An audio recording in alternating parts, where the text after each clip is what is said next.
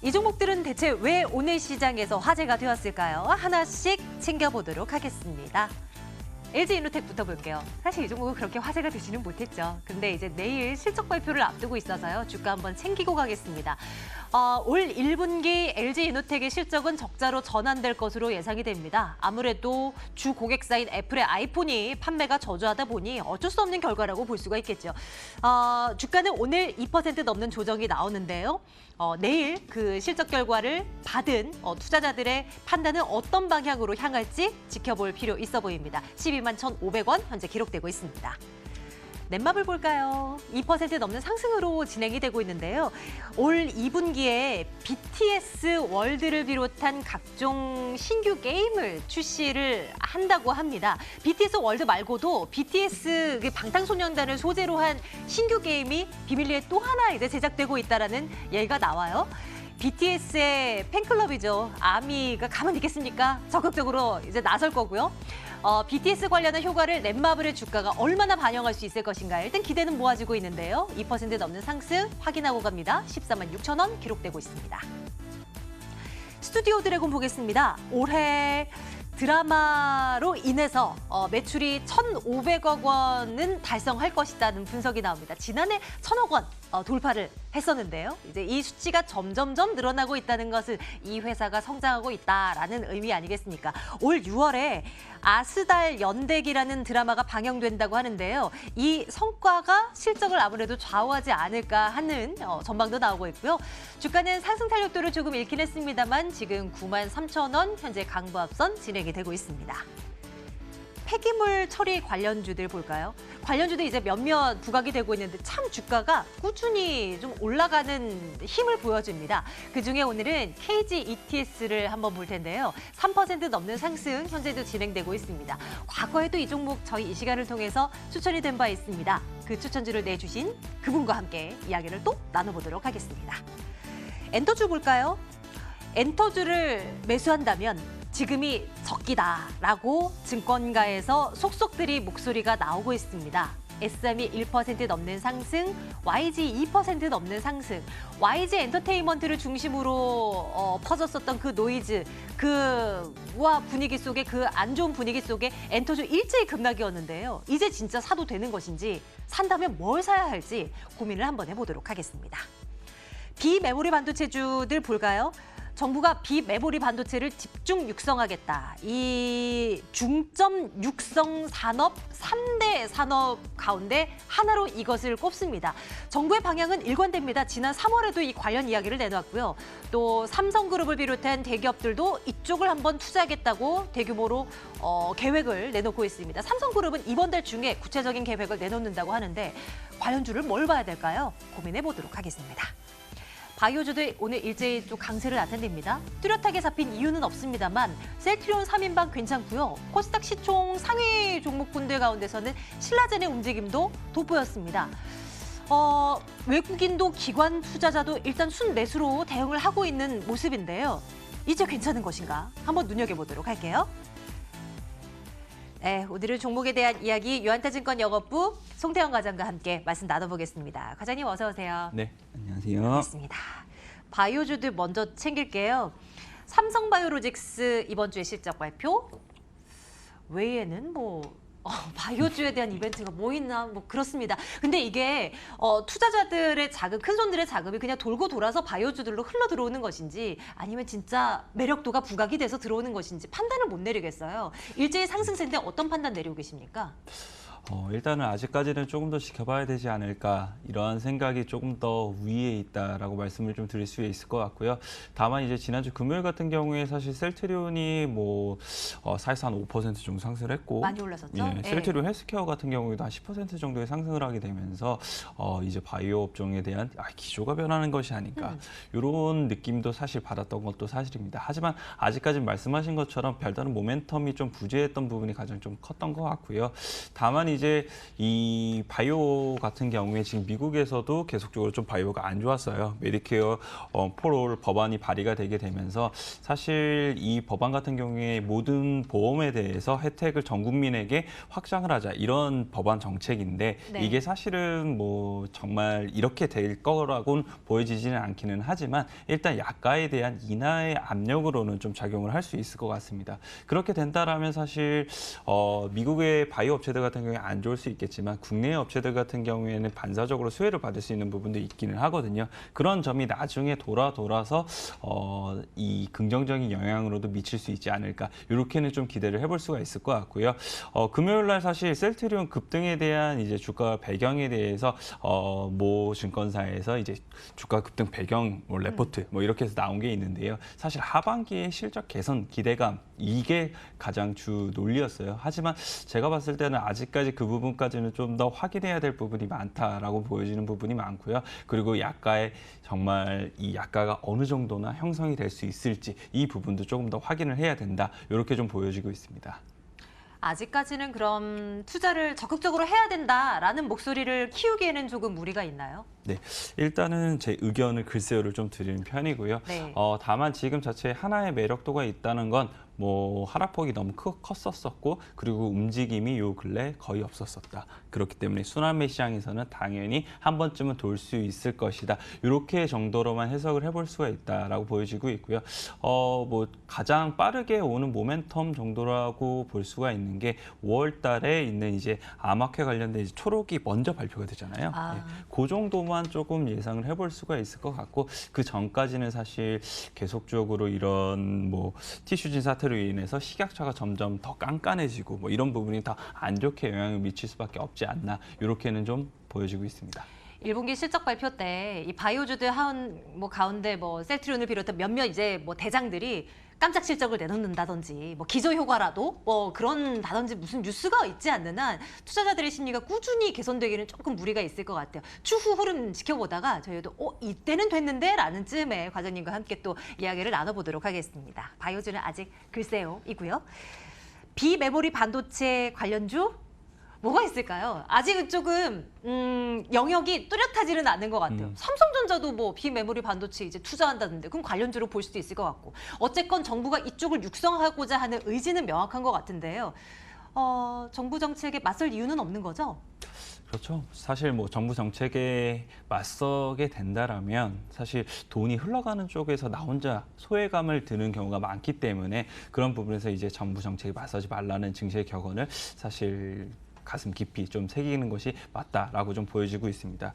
뭐 이번에도 비메모리 관련돼서 사실 정부가 3대 중점 정책으로 해서 이제 육성을 하고자 하고 있고요. 삼성 같은 경우에도 사실 2030년 1위를 목표로 해서 아무래도 이런 비메모리 쪽으로 조금 더 우리가 중점을 많이 두겠다. 이렇게 지금 얘기를 하고 있습니다. 이달 말 관련해서 이제 조금 더 뚜렷한 이제 목표나 그리고 이런 정책에 대해서 이제 투자 계획에 대해서 나올 것으로 예상이 좀 되고 있는데요. 아무래도 이제 메모리 반도체 같은 경우에는 사실 돈이 될 때는 많이 되기는 하지만 이게 경기 사이클이라든지 이런 부분이 사실 안 좋게 되는 경우에는 이런 부분이 사실 다시 이 이익이나 이런 부분이 악화로 이어지는 경우가 많았었거든요. 그런 부분에서 조금 어느 정도 이러한 이익이나 이런 부분을 조금 더 평균적으로 좋게 만들기 위해서 비메모리 부분에 조금 더 많은 힘을 기울이려고 하고 있다라고 좀 보여지고 있고요. 반도체 시장에서 워낙 이제 비메모리가 차지하는 비중이 높기 때문에 그런 부분에서도 추가적으로 향후의 먹거리로도 설정을 하지 않았나 이렇게 좀 보이고 있습니다. 그래서 이제 뭐 5G라든지 아니면 차량용 반도체라든지 이런 부분에서 조금 더 삼성이 힘을 더 내려고 하고 있고요. 그리고 이제 파운드리라고 해서 이 설계 도면을 가지고 이제 외주로 해서 만드는 반도체를 만드는 건데 네. TSMC가 지금까지는 MS 부분에서 상당 부분 50% 가까운 높은 점유율을 좀 가지고 있었습니다. 삼성전자 같은 경우에 한 10% 내외였었거든요. 그런 부분 자체를 TSMC를 따라잡기 위해서 우리도 향후 단계적으로 이제 투자 확대를 하겠다 이렇게 좀 얘기를 하고 있고요.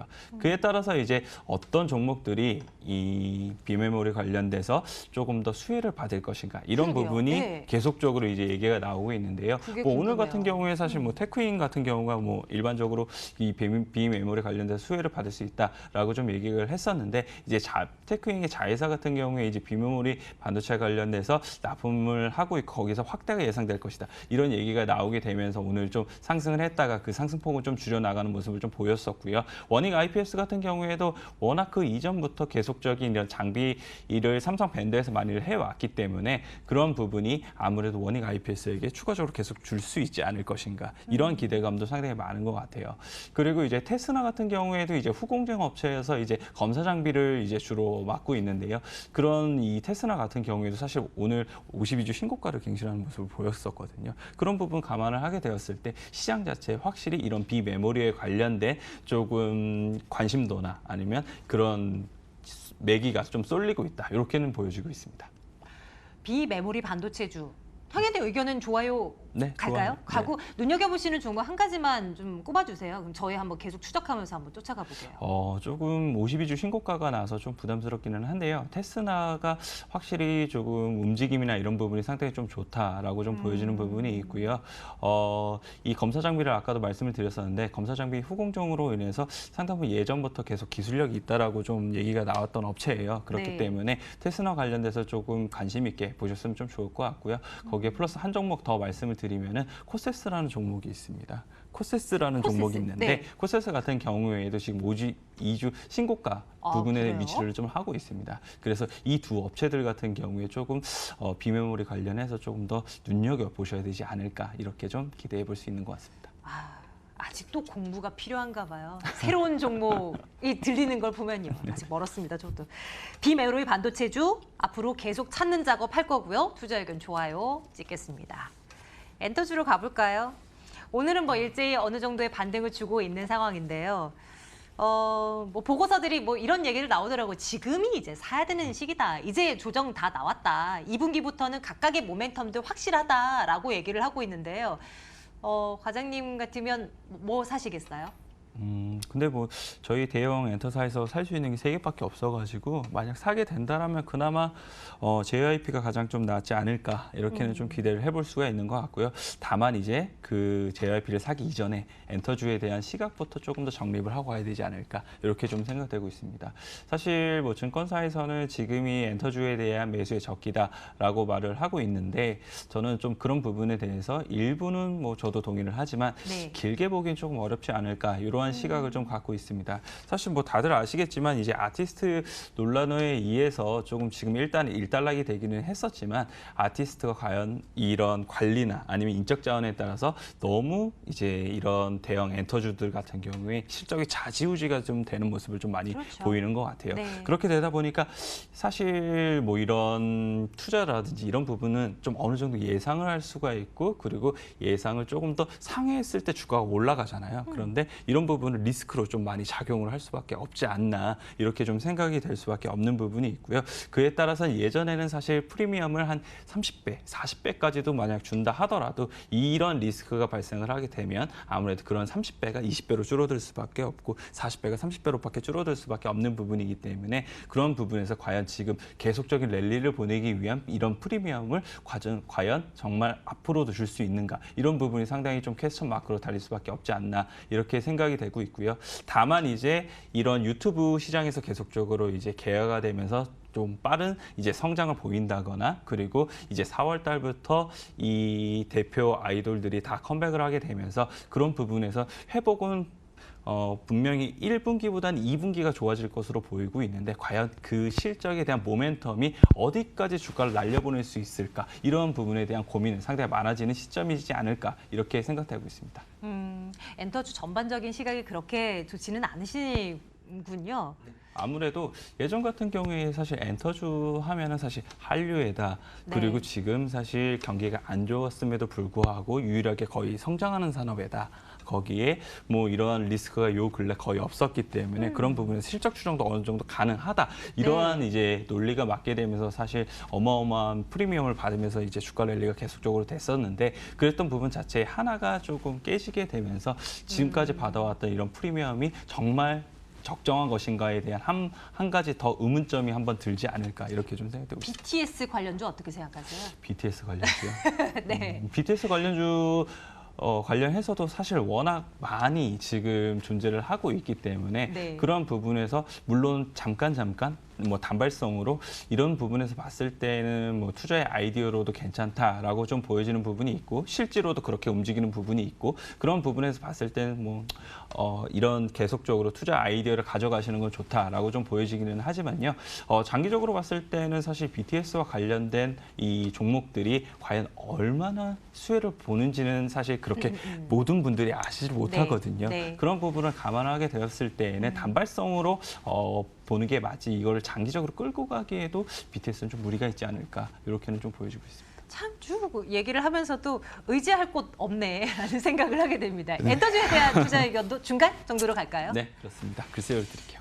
그러면 다음 종목에 한번 기대해 보겠습니다. 그 KG ETS 볼 건데요. 과장님과 예전에 이 시간 통해서 이 종목 봤잖아요. 네, 그렇습니다. 3월 왜? 말쯤에 한번 봤었고요. 네. 네네. 이제 한 달 정도가 지난 셈이잖아요. 아직도 좋아서 가지고 오신 거겠죠? 여전히 매력이 있다? 네, 계속 폐기물 업체들 같은 경우에는 사실 폐기물의 단가가 상승할 수밖에 없는 부분이 계속적으로 좀 이어지고 있다. 이렇게 좀 말씀을 좀 드릴 수가 있을 것 같은데요. 사실 얼마 전 강원도 산불이 났잖아요. 네. 강원도 산불에서 사실 폐기물이 나오는 게 3천만 톤이 나왔다고 합니다.